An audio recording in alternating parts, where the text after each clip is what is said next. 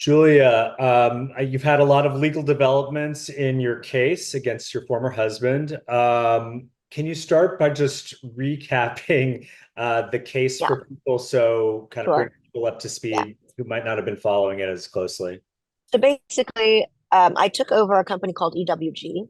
I took it over in April 2019 when it was in a state of great difficulty because, actually there's a lawsuit that we filed against the agents and the previous owner of Women Management, which is part of so basically EWG is the conglomerate of agencies. And it's basically comprised with the elite model agencies around the world and the women model agencies around the world, aggregated together to form Elite World Group. When I walked in, the company was in grave danger because basically the guy who had started the women talent management around the world, his non-compete expired, and he basically convinced the agents and the models to leave.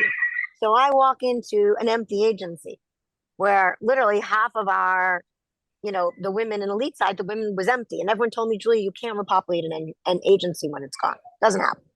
And I did. I fought every single day and I managed to do it. And basically, the reason I did it was because I was told by Silvio and his cronies that I was a co-owner of the business and that it was the only business we had. And if not, we weren't going to have any money. So, Julia, make the business a success. That's what I went and I did. First, I saved the women agency. Then, January, we have our best month. February happens and COVID hits. And as opposed to everyone else that lost in the 70 percentile, you can look up Wilhelmina, publicly traded company, they lose 77%.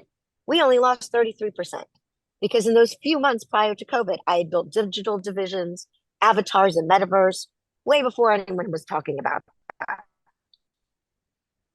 And within 2 years of my taking over, through COVID, without a dollar of outside investment, I took an agency that was valued at $70 million, and I'm happy to send you the proof, although it is in the filing. And Jeffries Bank gave us a $1.1 billion valuation. Oh, wow. We got an offer on the table at 500 million.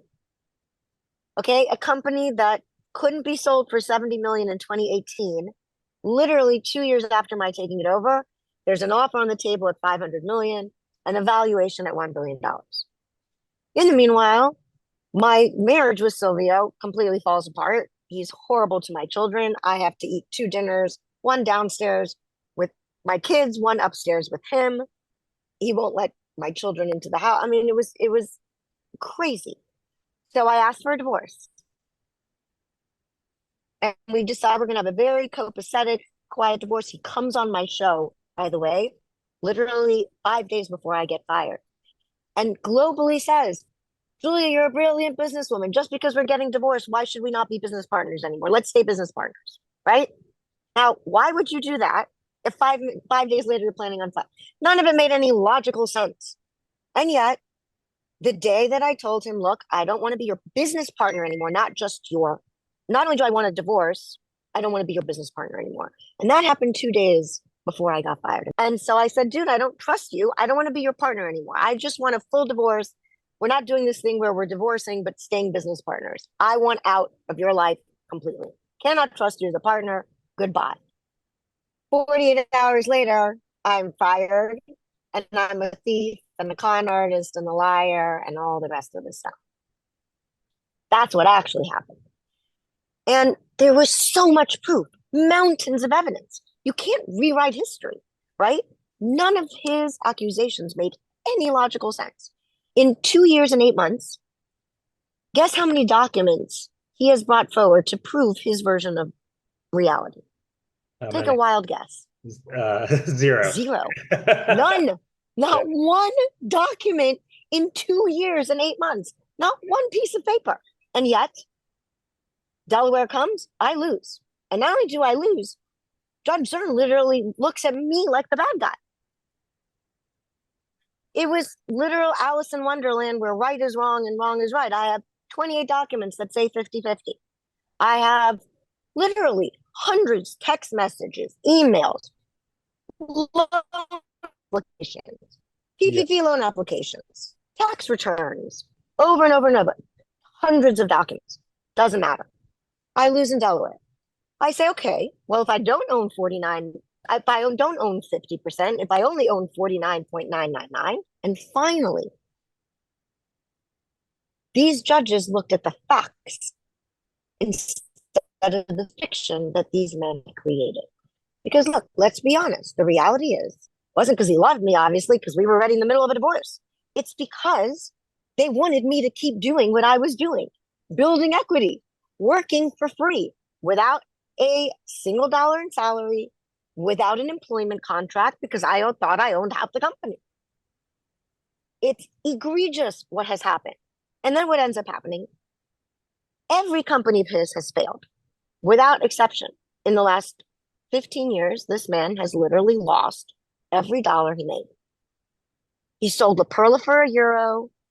I could go on and on and on forever, but the reality is, every time it came to prove all the accusations guys made, they dropped their lawsuits, right? So first it was Julia stole $850,000 from a bank account. The day that discovery was due and proof was necessary, they dropped that lawsuit. The next lawsuit happens. It's Julia stole money from EWG. The second it's time to prove something, discovery is due, that lawsuit gets dropped. In my fraud lawsuit, not a page of discovery given, we file a motion to to hold him contempt of court for not giving any documents. What happens? The judge stays the case. So they're like, yay, we didn't have to give any documents there either. Then it comes to divorce. There's no way to get out of it, right? He can't drop a divorce. So what does he do when he can no longer avoid discovery, when he can no longer avoid giving in documents? He disappears and flees the country. Wow. Rather than putting in a single piece of evidence. Why? Because he knows what I've known for the last 2 years and months. Every single piece of paper proves that I've been telling the truth and that these men have been lying. They stole my billion-dollar business right out from under me. And the world patted them on the back and congratulated me. And every time I walked into court, the judges would look at me and be like, why are you bothering us? Like, go away, little girl. The big boys are here to play. That's literally what it was like. They talked about me as if I wasn't in the room. It was egregious.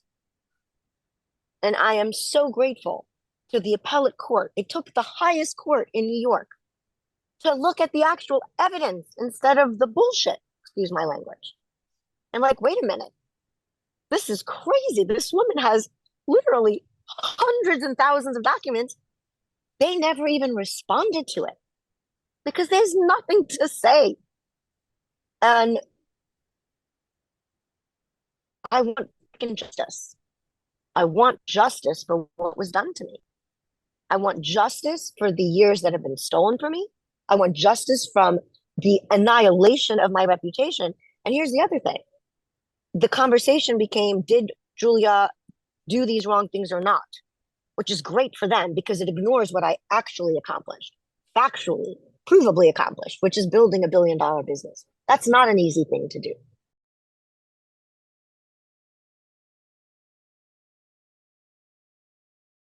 Thanks for watching the UNW channel. With over 3,000 original celebrity videos, we have one of the largest collections of celebrity interviews anywhere. So remember to like and comment on our videos and subscribe to the channel.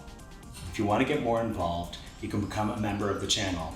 Membership has its perks. You can see exclusive celebrity videos and get the opportunity to ask our celebrity guests questions. We can't wait to hear from you.